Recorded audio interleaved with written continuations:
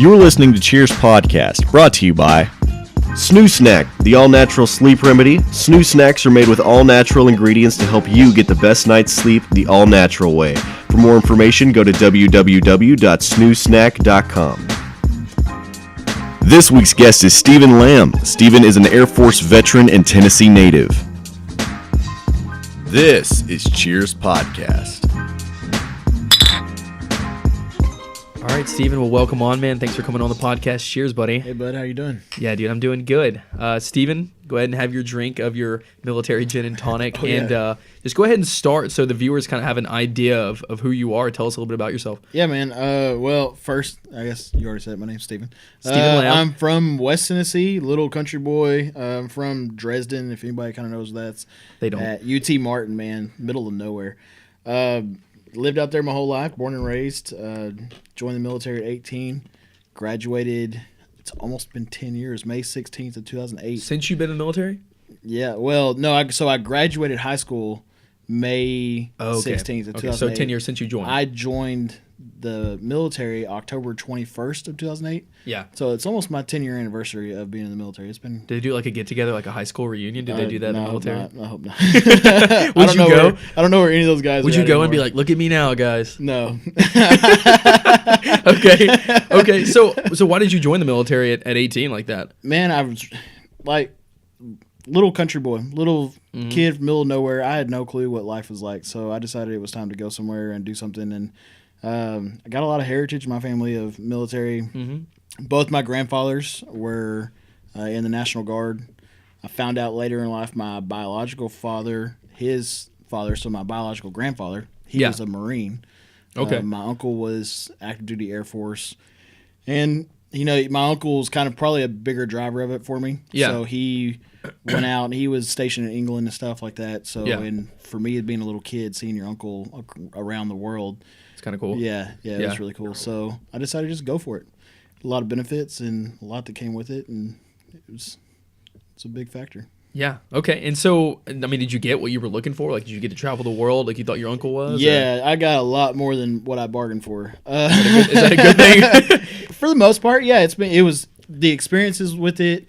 If to go back and do it again, I'd do it over again. You would do it again? I would do it again in a heartbeat. It's been so much worth. There's so worth it to just grow from that and to go from being an 18-year-old little punk to growing up to a 25-year-old punk when I got out. So less of a punk or more of a punk? Yeah, more hard-headed, but less of a punk. A different punk. Yeah. Okay. Different punk. That's cool. But I don't know. I got to travel the world. I don't really know how to explain it all, but I stationed in England for 2 years. Yeah. I traveled all over the place. Is it what it's caked up to be, traveling the world, or is it just like you're somewhere else but the same place? It's awesome. It's awesome? Yeah. Okay. Maybe I'll join the military. I think the first place I got to go to, I got to England, so I guess it's the second place. And I got my passport finally.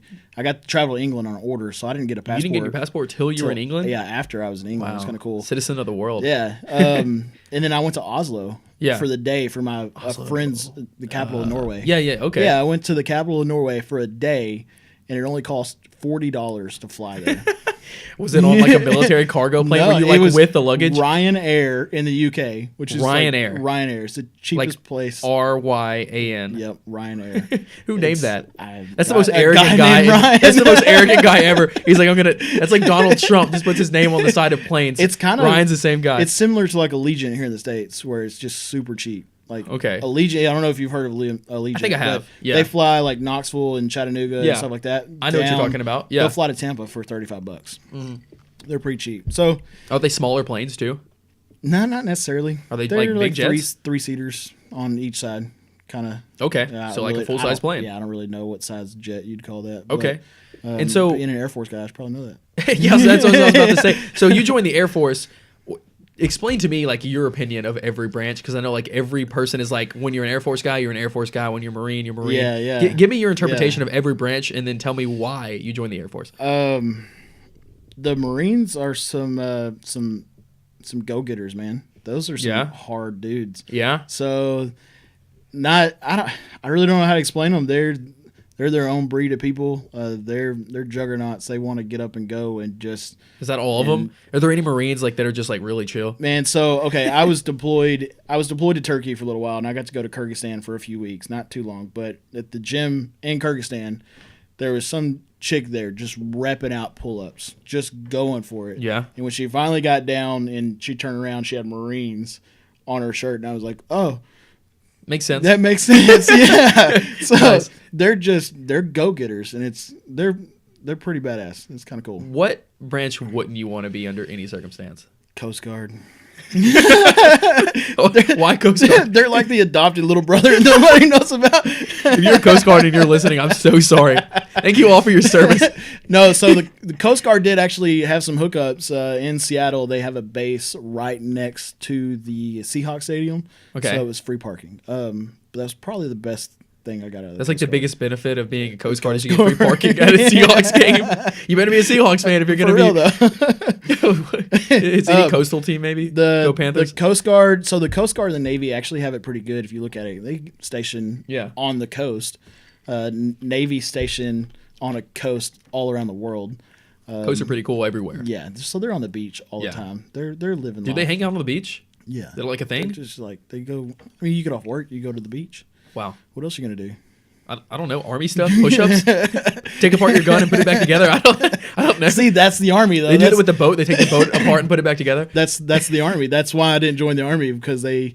So there's the common joke in the Air Force that the army needs pictures to do everything. So That's funny. that we're a little bit more intelligent, so we don't need pictures to do our job. That's hilarious. But I'm not even Army, but I think that's funny. It's pretty funny. Yeah. So it's just and I mean everybody obviously makes fun of the Air Force. They call us Chair Force, but Chair Force? yeah, Chair Force, because Okay. we all apparently sit in front of computers and do IT stuff. You're doing that right now. And I literally now Chair I look Force around- Steven. I didn't spend much time in a chair though over 7 years. Is that all of them? Army, Navy, Air Force, Marines, Coast Guard? Coast Guard. Yeah, That's all of them? Coast Guard. Yep. Okay. We need another branch. I don't know what for. IT branch. Well, Donald Trump did say he wanted to start the Space Force. So The Space Force. Space Force. Did you miss that? Star Wars? no, Star no, Trek? No, he's Is that like how it starts? literally. It was like a month ago. He was like, we should have a division of the Air Force, like the Space Force. What are they going to do? Oh, man. That is entertaining to say the Old least. Uncle Donnie had some good ideas. A Space Force. That sounds like something he would say, just something to get like a It headline. was off the wall. We need a Space Force. Yep. It got a headline. That's for It's sure. so off the wall. So would that be the Air Force? Well, Would it be its own thing? I mean, if you follow kind of like Star Trek and stuff, it's more of a Navy thing because they have Because like they have like giant like destroyers. and- destroyers. yeah. Man. And then the Marines will be up there too because they use the Navy's boats. Yep. So, gosh. Good So, idea, yeah. Donald Trump. Yeah. I love Thanks. it. I can't imagine how much money that will cost. A lot. Fix Flint, Michigan, Space Force. Man, Flint. Have y'all been back to Flint? No, we haven't been back No. yet. It isn't fixed yet. It isn't And we did fixed. not fix it. There's actually, if you have time, there's a really cool docu-series on Netflix called Flint. I think it's just Flint. Flint Town. Flint Town, yeah. You know what's funny about that? When we were up there, we stayed in a hotel and we met the documentary crew. No Yeah, kidding. we were staying in the same hotel as them. They were living in it, and we were in the lobby one of the nights that we were there, and all these dudes walked in with like tons of like photography equipment, and we were like, "What? What are you guys doing?" And, like, we've been here for like the past few years. We're making a show about the police force in Flint, so. It was really. I couldn't turn it Yeah, off. they were cool guys. I liked it was too. I've seen like half of it. Yeah. So if you're listening, go watch Flint Town on Netflix. Seriously, It's super good. go watch Gives it. you a really good idea of not only like some of the things going on in Flint, but like how they're solving it and some other stuff you don't know. Yeah. So shout out to that movie. But I want to ask you about this.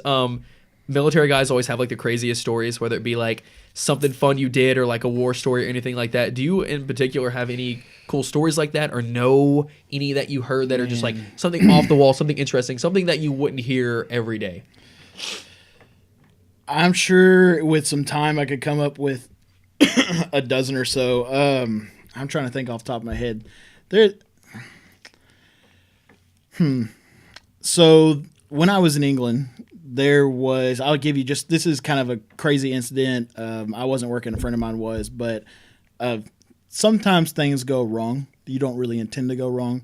So if you know what a C-5 is, it's the largest aircraft in the Air Force. I'm pretty sure the FAA, is if I'm saying that right, doesn't even authorize it to fly. Like, it's too big. Why is it so big? So it's because they carry massive amounts of cargoes, tanks, and trucks, and That's people. pretty cool. So this thing not only has a ramp in the back, but the whole cockpit and the whole front end of the plane comes up, so you can load from the front. I think I've seen that. So Yeah. they're pretty wild. So this was in England. This plane's taken off, C-5's taken off, and they've had whatever load they had in there, but they forgot to lock the front latch. And so What? they took off, and the front hatch of this jet was sitting here flopping around. And that in is also where the pilots where are the too. pilots are sitting. Whoa. And so they had to do an emergency landing to come back and fix it. What? So there's some... Can you imagine the disaster that would have been if it had flipped upwards? And Yeah. the pilots had to. Oh man, It's some... that'd have been on the news probably. People don't really follow the technical order sometimes. So. Was that American forces or somebody else? No, that was totally us. That was that was totally us. Yeah. Only the best. Yeah. Only the best for our Air So Force. you got to learn from your mistakes, I guess. Whoa, man, that could have been like tragic. Did anything fall out when that happened? Not that I'm aware of. No. Were you there for that? I was in England, but like I said, I wasn't. You just working heard on about it. Yeah. It was like it was like going like through the grapevine. I well, guess. I've got a good friend of mine that worked. They call it CQ. Basically, he was in touch with all of the aircraft and stuff. Yeah. CQ might be the wrong acronym now. It's been too long. But he was in touch on the radio with the aircrew when they called back and said, "We're going to need an emergency landing," Oh my god. and explained why. So that's just one off the top of my head. Yeah, That's kind of wild. So when you were in England and you're in these other places, did you ever get to work alongside of any other military forces, or do they keep y'all separate? Like the British Air Force, the Royal Air Force. Is that what they're called? I met a lot of the Royal Air Force people. They're pretty cool. But I think my favorite story out of all that, and that reminds me too. Yeah. So part of my job was to do chemical warfare stuff. Basically, we Explain. inspected all of the air crew's chemical warfare gear. So anything that they would wear, if they were told, "Hey, we're going to a region where we might get gassed." Yeah. They have this whole kit full of air filters and oxygen mask and like that. That's like a big rubber suit you put over your head. that's like, cool. It's a bunch of stuff. And my job also runs the decon line for that. So when they land, we decontaminate them and make sure they don't have any type of contaminants on them. Yeah, that's kind of intense. So there was this multinational, basically training event, and we got to work with the Norwegian Air Force for like 2 weeks, training them on how we decon aircrew. So it's Really pretty cool. So we were training them. yeah. Were they cool guys? Oh yeah, it was awesome. Cool So, guys and girls. guys and gals. Yeah. So I wish I would have thought about it. I've got a coin that they actually gave us, a military challenge coin that they gave to all of us for helping work with them. What's a challenge coin? Challenge coin. That's a long story. So basically, a challenge coin's just a coin that now it's been more turned into like a traditional thing where leadership will give it out to a subordinate who's done something good or whatnot. Yeah. And you can make your own coin. You can make it kind of special. I wish I had one with me. Yeah, that'd be cool to see. Basically, back in the day, the challenge coin I think it was started in World War II. They would challenge for like if you had your coin.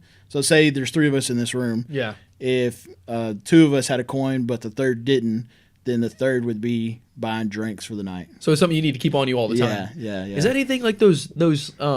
I have a great friend, Adam Ross. I don't know if he's listening. He's in the Navy. He's on the Dwight Eisenhower Navy ship. Cool. And yeah, it's really cool. And he brought me this. It's like this metal thing. It's like a little like small thing of soda, and it's like written up like it says like Eisenhower or something like that on it. Is that anything like that? It's like this little like metal thing. Yeah, like just a little piece of metal. It looks like a.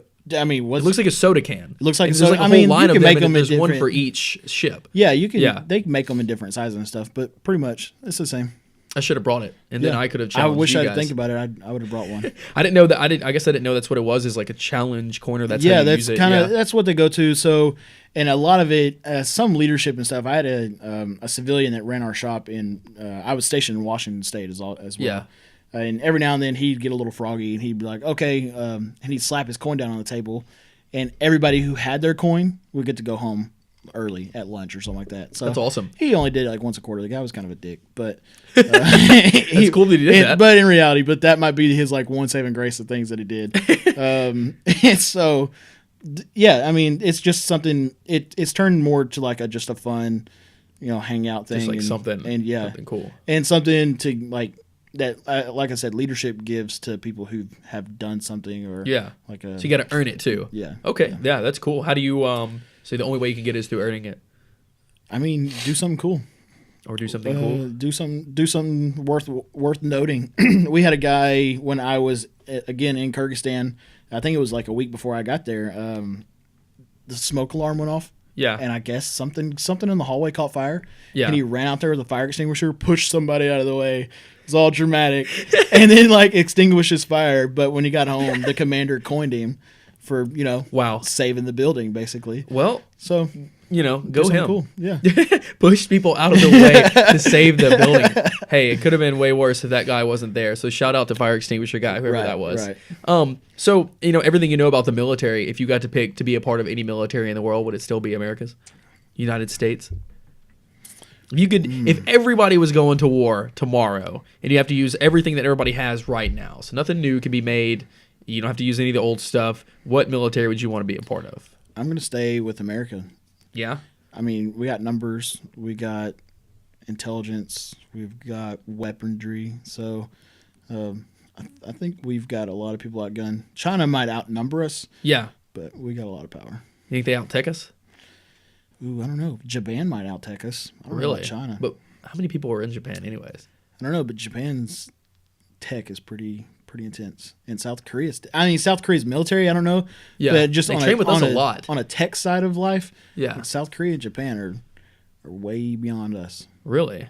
Just like on a Interesting. national, like if you look at America, Yeah. Japan, South Korea, Yeah. like You think that might have something to do with the fact that they're just smaller, so they have less, stuff to deal with? You know, Possibly, maybe. I don't know. know. Some documentaries and stuff that I've watched kind of credit it back to World War II when they, we dropped the atomic bombs on them. Yeah. It was basically a restart for Japan. Yeah, They got to rebuild and redo everything from a 21st century or 20th century perspective. That's a good at that point. Yeah. So, I mean, we restarted their entire civilization for them, like their entire culture.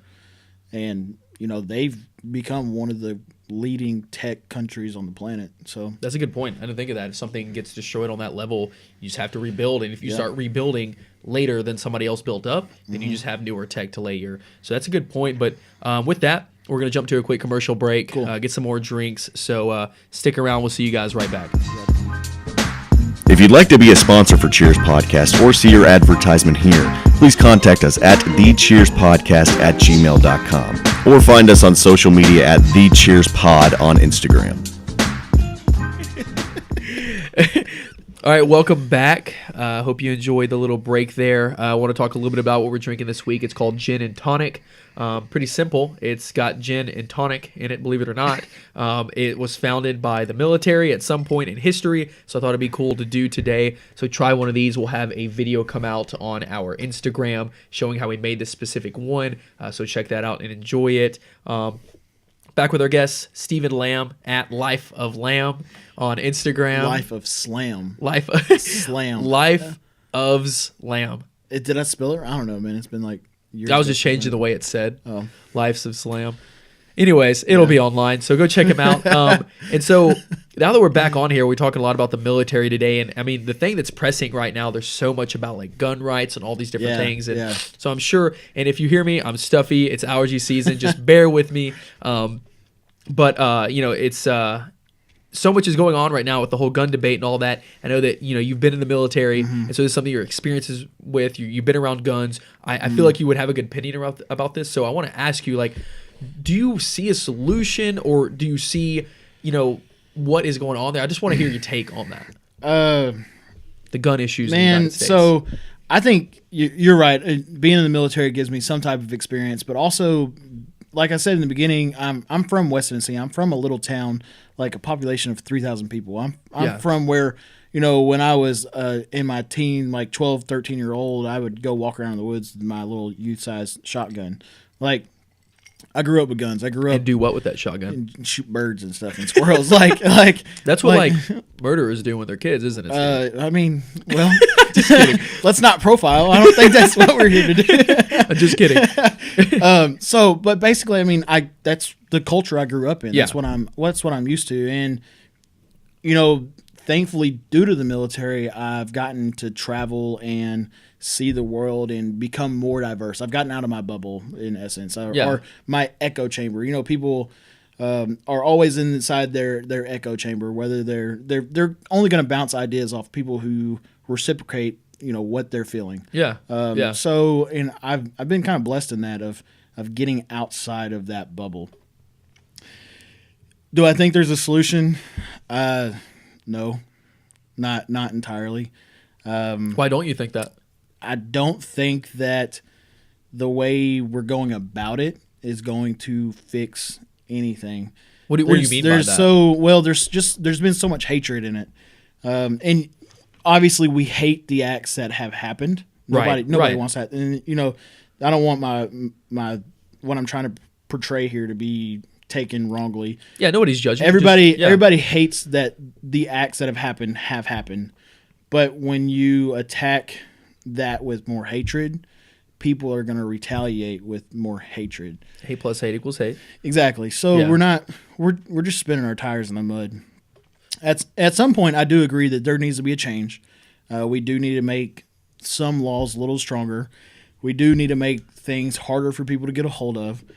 But also, at some point, this is our right to the Constitution. You have the right to bear arms, and the majority of law-abiding citizens who have gone out and they have, followed the guidelines and they have acquired a weapon of their choosing and may have gone out and gotten a concealed carry license are not the ones that are going out and committing murders. So, and as a fact, you can get on YouTube and see a lot of videos of those same people who are preventing murders and preventing, thefts and stuff of that nature. Yeah. But okay, so all that aside, I really, in my own personal view, this is Stephen Lamb from the heart, my own personal opinion. I think this goes deeper than guns. I think this goes deeper than I think this is a culture issue. I think if you look at our culture compared to what it was 10, 20, 30 years ago, things have changed. Things have changed big time. Do you have any specific examples? Because I agree, but what do you see exactly? Examples of, kids growing up with a cell phone in front of them at 2 and 3 years old. Kids who have constant access to sex on TV and murder on TV, and they have access to it on their mom and dad's telephones. Kids who have access to pornography at 1 and 2 years old who don't even know what they're looking at yet. I mean, the fact that we have been devaluing human life for the last generation. So you're saying the pornography and the violence pornography is and the devaluing. violence, and to some extent, Planned Parenthood and abortion and stuff like that. Now, I'm not saying that abortion is within the law. It is a law. It's your legal right. That's what you want to do. But you also have to think of the context of what it puts into other people's heads of valuing human life. Our culture today in 2018 does not value human life. More often than not, when people get in an argument, they say, "I hate you. I want to kill you," and they're joking. That's not okay. You can't devalue human life and joke about just killing somebody or going off the rails. So really, in my opinion, this comes down to a culture issue. This comes down to how we're teaching people to deal with things. How, you're not always going to get your way, but just because you took an L today doesn't mean you can't wake up tomorrow and get a W. And bounce back? Yeah. Big Sean. So it's it's kind of crazy thinking it that way. And there's a lot of people that disagree and a lot of people that would view that as a scapegoat. But if you look at our families today, and I don't know every family's dynamics within their homes, but I'm sure it would be safe to say that dinner time at night with the family sitting down at the table with no electronics, mom and dad's being interested in their children and what's going on, probably could change a lot of, how your kids grow up. Yeah. And how these kids are going to not only function when they're adults, but how are they going to handle other human contact? So if you're not getting human contact at home, or your human contact is another person on their cell phone, how do you handle a rejection? How do you grow and how do you learn? I really firmly believe that we have developed a culture issue in this country and across the world that people can't deal with their emotions and express, and they lash out in the most god-awful way possible. Shootings. Yeah. Shootings, because, yeah. I mean, that's an interesting point that you made right there. I guess I didn't look at it as though, I mean, a lot of people say, it's a breakdown of morality and different things like that. But I mean, that's a good point that you make. I know a lot of people who do make that point, and of course, there's so many different ideas to have, and like the hard thing with the whole thing about it is like there's almost no like real solution to it because there's so many guns already, and there's so many issues already that like. I'm not even going to pretend like I even have a decent opinion on this. Same, and that's where I feel kind of awkward sometimes talking about it. It's like, and my opinion is not. It's just my opinion. Yeah, it's there's nothing wrong with opinions. Yeah, there's nothing wrong with an opinion. And I mean, I think that's a good like perspective on that. Mm-hmm. And so I just want to have you reiterate what exactly was the point that you made. Why? I forget the word that you used, the exact statement that you made. It wasn't a breakdown of morality, but it was. I think it's a breakdown of our culture. Culture. That's the word. That's the word I was looking for. Yeah, I mean that's an interesting thing because like video games seem harmless and different things like that, but I don't know if there's any science behind it. But what are the chances that there is less value for a human life, and that can slowly lead to the idea of taking it, and it doesn't seem like it's that big of a deal. And I agree with you there. Like I feel like human life is devalued, and so when I was growing up, man, like the worst. I played video games all the time. Probably the worst like video game that I had a hold of when I was a kid was like Grand Theft Auto. Same. And I mean, it was like little pixelated guys running around stealing little pixelated cars. There wasn't nothing to it. And now like. The technology we have to make this look like it's real life, where you can walk up to a police officer in Grand Theft Auto and it looks like a real life police officer standing on the street and put a gun to his head and blow his brains out. Like that's not you're putting that in the hands of somebody who is under the age of 18 usually, who's playing that, or with of the age to go and buy a weapon. I wonder if there's a statistic to that. Most people who really play video games wonder how old they are. I mean, I don't know, but you gotta. Yeah, it's close. I'm trying to like connect the dots a little bit. I'm not saying that. Oh, you play Grand Theft Auto, you're going to commit murder. That's I see what you mean. Like it's so realistic. It's like giving you this outlet to do it. Yeah. And I guess in a weird way, it's like if you keep doing something over and over again, and in your head, can your head really tell the difference? Mm-hmm. You know what I mean? Like in like an in-depth level, like can you really tell the difference between the two things? At a certain point you probably get numb to it. Yeah. So that's a good point. Like that I would love to read more about that and see what other maybe scientists or psychologists think about those same points. But I mean that's an interesting point. And you throw that in with Facebook Live and Snapchat and Instagram Live, all this stuff. Well, what was it last year? The guy was running around mad. Killed somebody. Yeah, he was mad at his girlfriend. And you said you can thank whatever her name was. You can thank her for this. And Facebook Live. Yeah, and he shot crazy. an old, like 76-year-old man. That was messed up. Yeah, yeah. I saw that. And I did not want to see that. I saw it too. I saw it, but yeah, it's just like, where's the connection between your morality for your life, but where you respect somebody else's life?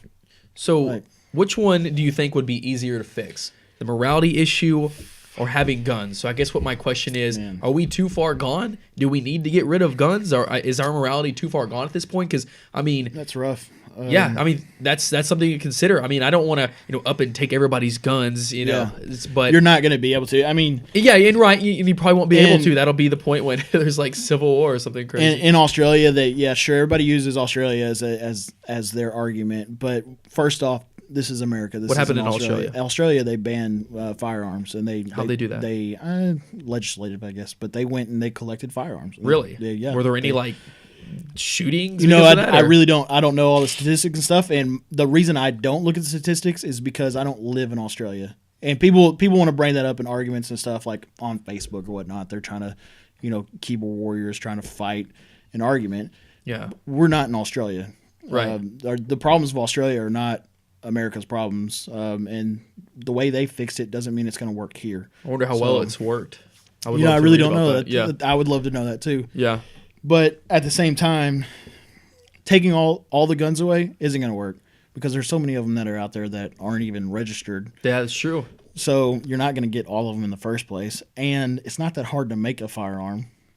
So, I mean, a lot of these There's guys... so many parts out there you could Yeah. just get parts and make a So gun. it's- So that's hardly even a solution either, It's It's- taking they're guns just- and it's only not it's gonna like work. the only solutions are really just like slight control solutions. So man, yeah, that's a deep one.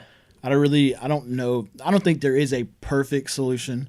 Yeah. I think there's ways to make obtaining a firearm harder, which probably need to be, pursued. At the same time of banning all firearms, I just don't see it. Yeah, I don't even come know to if that'd be fruition. like literally possible. Yeah. I mean, I'm sure some people would come forward with their guns. Some people would. Some people, for sure, in small towns, would probably fight to the death over their guns. Oh, for sure. I mean, I've definitely heard people say like, "Take this over my cold dead hands." Yeah, The NRA yeah. guy. So I mean, he seemed pretty Well, and serious. here's my take on the NRA too: is that the NRA is a company. They're a lobbyist group. At the end of the day, they're a lobbyist group. They lobby for gun rights. Yeah. They're 5 million members strong, 5 million plus now. Wow. Because of everything that goes on, what people are failing to understand is that when you attack the NRA with so much hate, people who aren't even part of the NRA but don't want their guns getting taken away are going to join the NRA because they say, hey, these guys are going to help me out because there's so much hate going on. I want to be a part of a group that's, going to look out for me. Right. So every time the NRA gets attacked with hate, their membership grows. So, and when you're a lobbyist and you walk up to a congressman and you say, hey, I have 5.5 million voters. I have 5.5 million votes right here that want this. That's powerful. That's re-election. Yeah. That's a lot of people. Yeah. So the only way to really devalue the NRA is to shut up about them. Let them go. Yeah, I hadn't And heard the- about them for years until this most recent thing, and then I saw that their numbers were going way up over this. And I mean, I get it. Like, if you're on that side and you're feeling attacked, like they're probably throwing so much money to Yeah. the NRA now. I bet people who have never donated in their life are probably members and are donating like crazy now. And I get it. It's being a part of a group and wanting like your thing. And I mean, it is like. It's very divisive. Not the NRA, Yeah. but what is happening is divisive, even unintentionally. Yeah. So it's kind of hard to watch because like, we're all still Americans, so it's hard to watch people like jump to other groups, not only to be a part of one group, but Yeah. to specifically not be a part of another group. I think it'd be kind of crazy to see that dynamic play out if instead of attacking an organization, instead of attacking the National Rifle Association, attack the congressman who didn't pass or didn't vote for the legislation. Don't go after the association that's 5 million people strong. Yeah, Go but after, nobody's going to take the time to research that. You know what I mean? Yeah, they but, want to I see the mean- first headline and jump on that one. and they're going to go for it. But all you're doing, the more you attack the opponent is just a name on a building and just a couple pieces of paper that has, they're an organization that was just formed. They're nothing but a piece of paper with a guy's face as the president. Yeah. And somebody's throwing them money. Go after the people that they're actually lobbying to, and just forget they exist. You're going to find a because good point. their 5.5 million votes are what's influencing these congressmen and these senators. Yeah. So go after the congressmen and the senators, and hold them accountable. Don't hold the NRA accountable. That's true because NRA doesn't get a vote. The Yeah. senators and other people, they do get a vote. So I mean, that's what's cool about our political system is like the power is with the people still Yep. because you convince your senators, call your senators. So call your senators. Call your senators. Call your governor. Can you call a governor? I Probably don't not. know. Go to the I bet he governor's doesn't office. take. Haslam does not take calls. I don't think Probably. I doubt it. he probably No. does. I just don't. I know mean, his after number. the tax hike and the gas tax, he probably got a lot of phone calls. Remember like So- 2 years ago when Murfreesboro didn't have gas? No, I wasn't here for that. What? You said gas, and that reminded me of that. Yeah, that was tragic. Well, that was an interesting thing right there. If anybody's listening to this, I'd love to hear your thoughts on, Yeah, the definitely. gun. Don't be aggressive about it. We're not here to Yeah. argue. If you have any helpful opinions or the number of Bill Haslam, please post it on my Instagram so I can call him and just chat. I don't even want to talk to you about the guns. I just want to say, hey, Just drop into his DMs and slide hit him. into Bill Haslam's DMs. Do you think old Bill has DMs? He. I can tell him to sell the Browns. Somebody's probably running it for him. I doubt he's got it himself. So Yeah, I'll tell him to get rid of the Cleveland Browns. I think the Haslam they- family owns they the own Browns. the I think Browns? That's sad. I think it's Bill. that's no wonder Tennessee's in a bad state. That's just sad. I like the Browns, dude. Chill. What? Chill on all that, man. That's a whole nother story. I like an underdog story, and the Browns are like so underdog. They're- It's like they're like underground dog. They've Like, had the first round draft pick for 10 years now, the first pick, Yeah. overall. haven't they?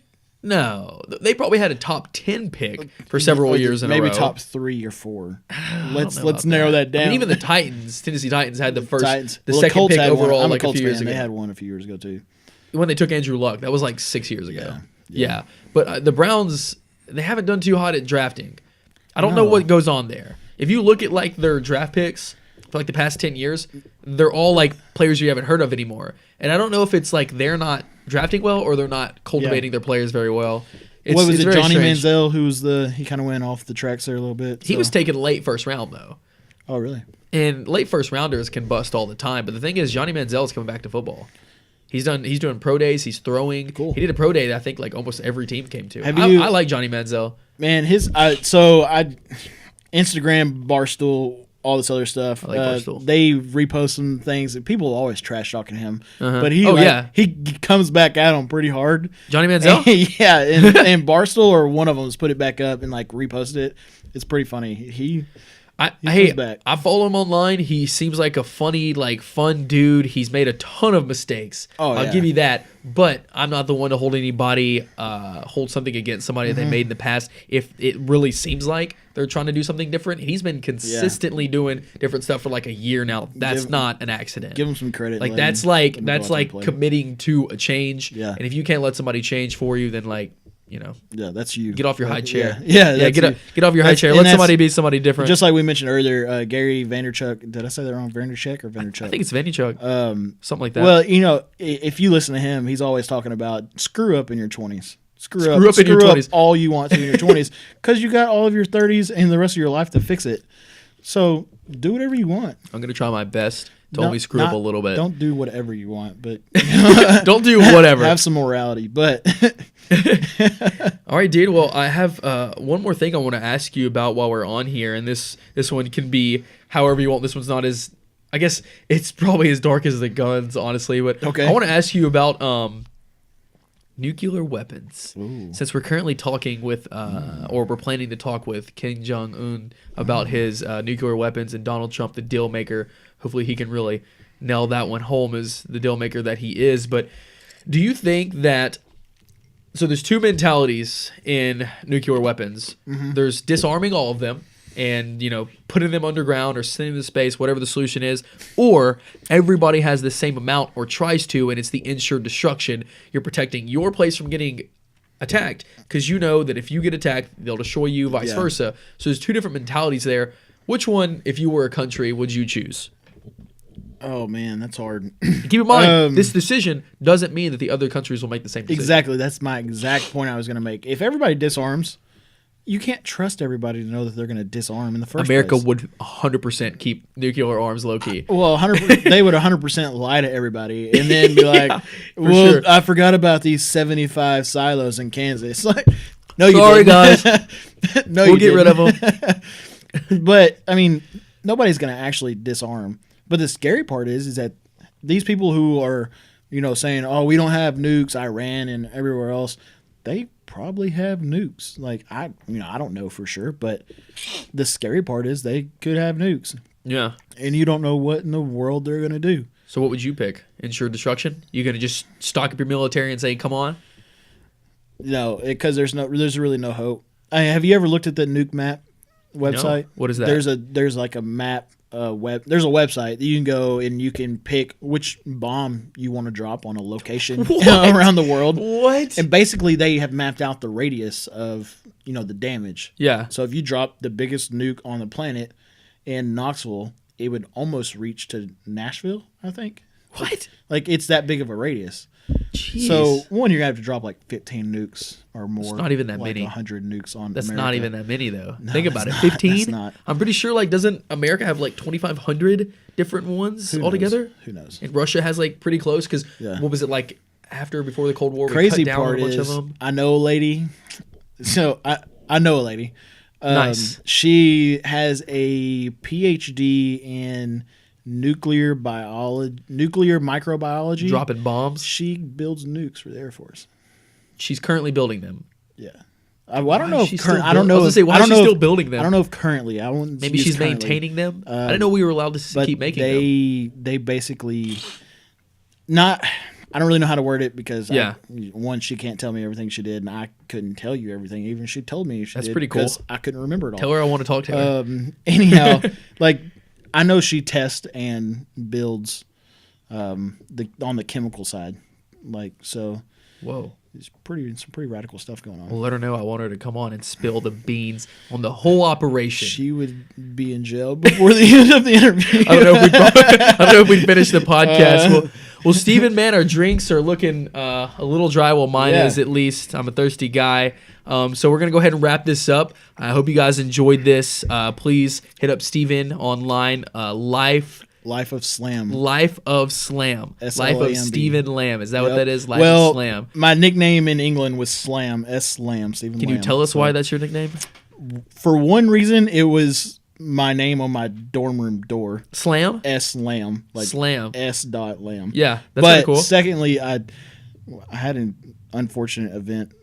Actually, a lot of unfortunate events. I break random shit on accident. Okay. Like I just walk into a room and touch something and it falls apart. Please don't touch anything in the studio. So that's when Slam's kind of stuck. That's funny. And, yeah. That's a cool nickname. And somebody Slam. else came up with that? Yeah. Okay, cool. No, I didn't make it Yeah, up. so don't be the guy who gives yourself your own nickname. Well, Slam, man, it was awesome having you on. Is there anything you want to say to the viewers before you hop off here? Guys, I know the whole gun control issue is pretty gnarly to talk about. There's a lot going on, but just remember that no matter how much hate you put out there, it's only going to be answered with hate. So, as old Gary Vee likes to say, keep it kind and just be passionate. Keep it kind, guys. Pursue other goals and don't be hating on people. Steven, it was awesome having you on. Everybody, again, check this guy out. Thanks for listening and have a great week. Good Thanks, job, guys. buddy.